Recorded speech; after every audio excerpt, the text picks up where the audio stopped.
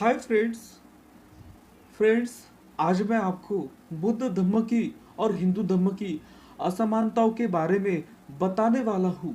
Friends, आपने कई बार कई लोगों से ये कहते हुए सुना होगा, कई लोग ये कहते हुए नहीं थकते कि बुद्ध धर्म ये हिंदू धर्म का ही अंग है। कई लोग बुद्ध धर्म की शिक्षाओं को और हिंदू धर्म की शिक्षाओं को एक जैसा समझते हैं।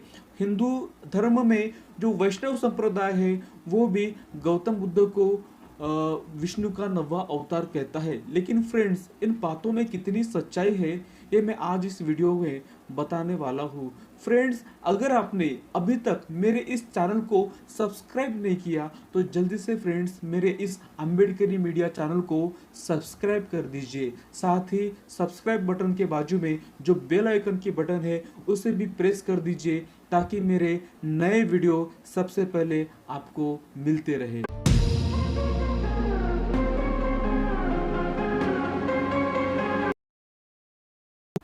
फ्रेंड्स, आज मैं विशेष तथ्यों के आधार पर आपको ये बताने वाला हूँ कि बुद्ध धर्म और हिंदू धर्म में क्या असमानताएं हैं।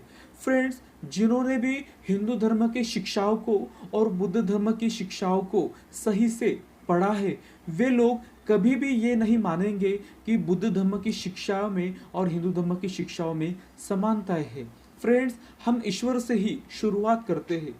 फ्रेंड्स, जहां हम हिंदू धर्म में ईश्वर जैसी चीज को देखते हैं तो हमें दिखाई देता है कि हिंदू धर्म ईश्वर जैसी चीजों से भरा पड़ा है। हिंदू धर्म की शुरुआत ही ईश्वर से होती है और अंत भी ईश्वर से ही होता है। फ्रेंड्स, जहां हिंदू धर्म में बढ़ा चढ़ाकर ईश्वर को माना गया है, वही बौद्ध धर्म में ईश्वर जैसी किसी चीज को ही नकार दिया है। बौद्ध धर्म कहता है कि संसार में ईश्वर जैसी चीज ही नहीं है, ये मानवों की कल्पना ही है और कुछ चालाक लोगों के लिए ये धन कमाने का साधन भी है, जिसके कारण कुछ चालाक समुदाय के लोगों ने ईश्वर के काल्पनिक नियमों को धर्म से जोड़कर लोगों को अपना गुलाम बनाया है और अनैतिक रूप से शासन भी किया है। तो फ्रेंड्स, गौतम बुद्ध, जहाँ हम हिंदू धर्म में देखते हैं कि ब्रह्मा को ईश्वर माना गया है, सर्वोपरि माना गया है, लेकिन फ्रेंड्स गौतम बुद्ध ने ब्रह्मा को कभी ईश्वर नहीं माना है। और ये फ्रेंड्स मैं ऐसे ही नहीं कह रहा हूँ, ब्रह्मा की आलोचना बौद्ध ग्रंथ में खुद्दुका निकाय के बुरिदत्त जातक कथाओं में कुछ इस तरह मिलती है। बुद्ध उसमें कहते हैं कि यदि वह ब्रह्मा जो सब लोगों का ईश्वर है और सब प्राणियों का स्वामी है, तो फिर उसने लोक में यह माया, झूठ, दोष और मत क्यों पैदा किए हैं। बुद्ध हमें उस ग्रंथ में कहते हुए दिखते हैं कि यदि वह ब्रह्मा सभी लोगों का ईश्वर है और सभी प्राणियों का स्वामी है, तो हे अरिष्ठ, वह स्वयं अधार्मिक है, क्योंकि उसने धर्म के रहते अधर्म उत्पन्न किया।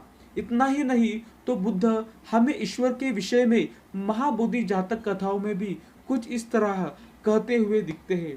बुद्ध उसमें कहते हैं कि यदि ईश्वर ही सारे लोगों की जीविका की व्यवस्था करता है, यदि उसी की इच्छा के अनुसार मनुष्य को ऐश्वर्य मिलता है तथा उस पर विपत्ति आती है, और उसी की इच्छा के अनुसार मनुष्य भला और बुरा करता है, यदि आदमी केवल ईश्वर की ही आज्ञा मानने वाला है, तो इसमें आदमी का दोष नहीं, ईश्वर ही दोषी ठहरता है।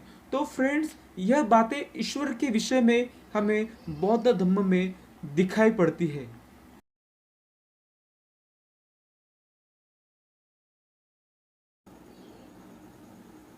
फ्रेंड्स, अब हम आते हैं आत्मा पर। फ्रेंड्स, हिंदू धर्म में आत्मा को एक विशेष महत्व दिया गया है। आत्मा के संदर्भ में हिंदू धर्म काफ़ी कुछ बातें कहता है और उस पर विश्वास भी रखता है। हिंदू धर्म की पौराणिक कथाएं आत्मा भूत प्रेतों से भरी पड़ी है, लेकिन फ्रेंड्स गौतम बुद्ध ने आत्मा को भी नकार दिया है। बौद्ध धर्म में आत्मा के अस्तित्व को ही नहीं माना गया है और इसे भी इंसानों की कल्पना ही कही गई है। यहाँ तक कि इसे भी कुछ लोगों द्वारा धन कमाने का साधन माना गया है, जिसके कारण कुछ चालाक लोगों ने दूसरे लोगों में डर पैदा कर उन्हें लूटा और बर्बाद किया है।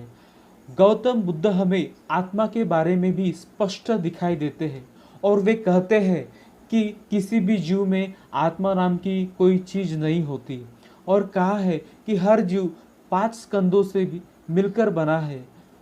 तो फ्रेंड्स, यह बात आत्मा के संदर्भ में बौद्ध धर्म में हमें कुछ इस तरह से दिखाई देती है।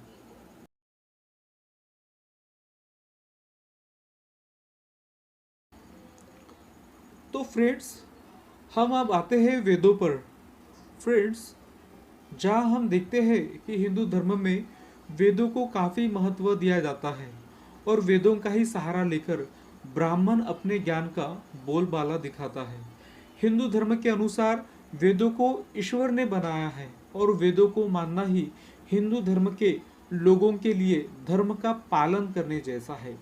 लेकिन फ्रेंड्स, जहाँ हिंदू धर्म में वेदों को इतना माना गया है, वही बौद्ध धर्म में गौतम बुद्ध ने वेदों को भी साफ तौर से नकार दिया है। और फ्रेंड्स, मैं ये ऐसे ही नहीं कह रहा हूँ, इसका उल्लेख हमें तेविज्ज सुत्त और भूरिदत्त जातक कथाओं में मिलता है। इस ग्रंथ में बुद्ध अरिट्ठ को समझाते हुए, संबोधित करते हुए कहते हैं कि हे अरिट्ठ, वेदों का जो अध्ययन है वो ध्येयवान पुरुषों का दुर्भाग्य है और मूर्खों का सौभाग्य है। यह वेदत्रय जो है वो मृग मरीचिका के समान है, जिसमें सत्य का विवेक न करने से मूर्ख इन्हें सत्य मान लेते हैं। ये जो वेद है ये प्रज्ञावान व्यक्ति को धोखा नहीं दे सकते। जो प्रज्ञावान व्यक्ति है उसको धोखा नहीं दे सकते। मित्रद्रोही और जीवनाशक को वेद नहीं बचा सकते और द्वेषी अनार्य कर्मी आदमी को अग्नि परिचर्या भी नहीं बचा सकती। तो फ्रेंड्स, इस तरह से बुद्ध हमें वेदों के विषय में भी स्पष्ट दिखाई देते हैं। बुद्ध धर्म के अनुसार ये वेद बुद्ध धर्म के अनुसार ये समझ में आता है कि ये वेद किसी ईश्वर ने नहीं बनाए, बल्कि किसी चालाक मनुष्य की ही कल्पना है, जिन्होंने अपने हिसाब से खुद के स्वार्थ के लिए वेदों को लिखा है, वेदों को रचा है। तो फ्रेंड्स, ये थी वेद के संदर्भ में बातें।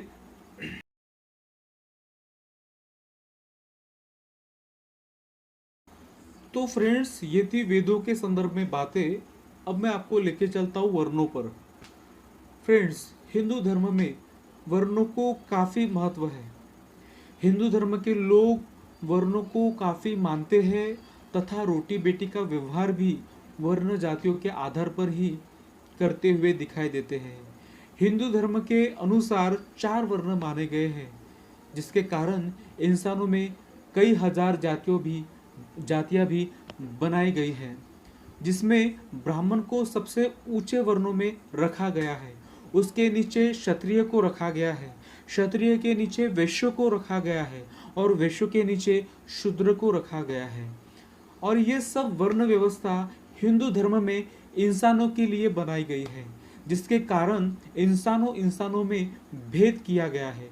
फ्रेंड्स, जहाँ हम हिंदू धर्म की बुनियादी वर्णों के आधार पर देखते हैं, वही गौतम बुद्ध ने वर्णों को भी नकार दिया है और सभी वर्णों को समान माना है। और ये फ्रेंड्स मैं ऐसे ही नहीं कह रहा हूँ। बौद्ध ग्रंथों के असलायन सूत्र इस बात की पुष्टि करता है कि सभी वर्ण समान हैं। बुद्ध का वर्ण व्यवस्था के खिलाफ एक प्रसिद्ध वचन हमें वसल सूत्र में कुछ इस प्रकार से मिलता है। फ्रेंड्स, बुद्ध कहते हैं कि कोई भी जन्म से नीच नहीं होता, न कोई जन्म से ब्राह्मण होता है। कर्म से ही नीच होता है और कर्म से ही ब्राह्मण होता है। फ्रेंड्स, तो ये थी बुद्ध धर्म और हिंदू धर्म की असमानताएं। फ्रेंड्स, अगर ये वीडियो आपको अच्छा लगा तो इसे लाइक कीजिए और ये मेरा वीडियो कैसा लगा मुझे कमेंट सेक्शन में ज़रूर बताइए। फ्रेंड्स, इसी के साथ मैं आपसे ये गुजारिश करूँगा कि इस वीडियो को अगर ये आपको अच्छा लगा तो ज़्यादा से ज़्यादा फ्रेंड में इसे शेयर भी करें। अभी के लिए इतना ही फ्रेंड्स, मिलते हैं अगले वीडियो में। तब तक के लिए जय भीम, नमो बुद्धाय।